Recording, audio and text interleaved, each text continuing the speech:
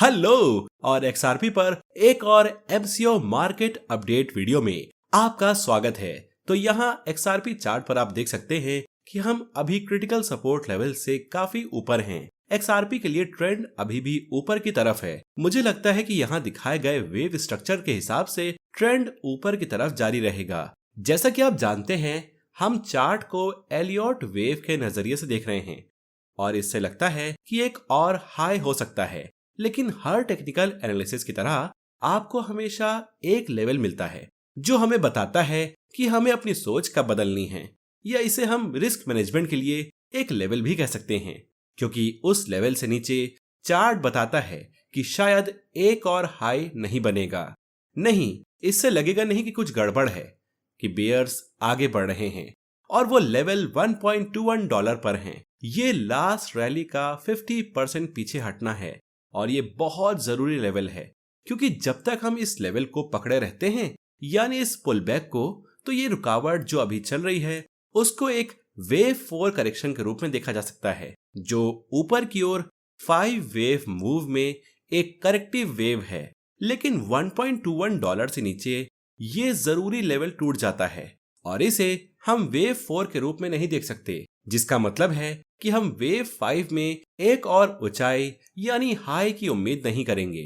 तो सवाल यह है कि मान लो कि कीमत यहाँ कहीं सपोर्ट पाती है, अगली रैली कहाँ जानी चाहिए?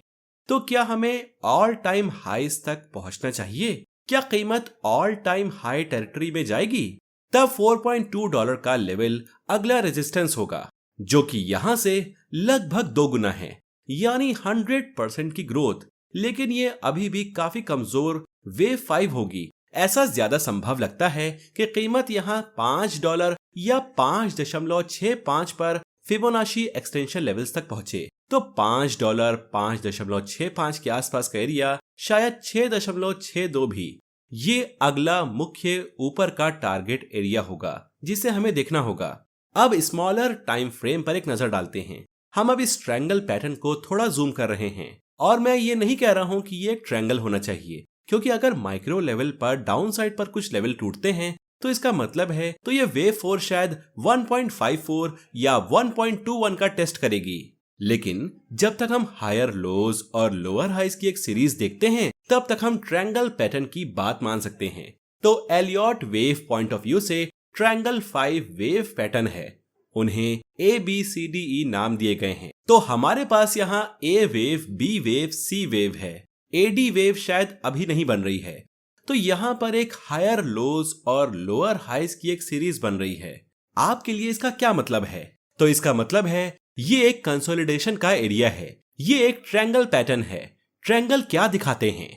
ये बताते हैं कि मार्केट अभी तय नहीं कर पाया है, मतलब मार्केट ने अभी तक कोई डिसीजन नहीं लिया है, इसलिए इसका ट्रेड करना मुश्किल है, क्योंकि आपके पास वो अप ट्रेंड नहीं है जो कीमत को सपोर्ट करें। अगर आप इसे लॉन्ग साइड पर ट्रेड करते हैं तो आप एक रेंज के अंदर ट्रेड कर पाएंगे। मार्केट ने अभी तक कोई निर्णय नहीं लिया है। हम एक ट्रायंगल में हैं, यानी हम एक रेंज में हैं, और रेंज में जो कुछ भी होता है वो शायद सिर्फ एक नॉइज यानी शोर होता है, बस इधर उधर की मूवमेंट। सच में रैंडम नहीं, पर कुछ हद तक इन साइडवेज कंसोलिडेशन फेजेस में बहुत सारा शोर होता है। तो मैं यहाँ क्या देख रहा हूँ? आप इस ब्लू सिनेरियो को देखें। ब्लू सिनेरियो में $1.2 और $1.54 के बीच उस एरिया में नीचे का पाथवे दिखता है, जिसे मैंने अभी आपको पिछले टाइम फ्रेम पर दिखाया था। इस सिचुएशन में हमें ये पक्का करने के लिए $1.89 से नीचे एक ब्रेक चाहिए कि हम नीचे का रास्ता ले रहे हैं। ये सीधे बियरिश नहीं है। इसका मतलब बस ये है कि वेव फॉल शायद अभी भी बन रहा है शॉर्ट टर्म में। ये यहाँ रिसेशन वाला होगा। लेकिन जब तक हम $1.89 से नीचे, लेकिन फरवरी के निचले 1.77 से ऊपर हैं, तो ठीक हैं।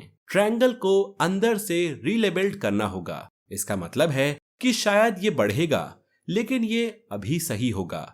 लेकिन उस 1.77 लेवल से नीचे ये पूरी तरह से गलत हो जाएगा और हम शायद $1.54 या $1.55 का टेस्ट देखेंगे। इसलिए हमें पेशेंट रहना होगा।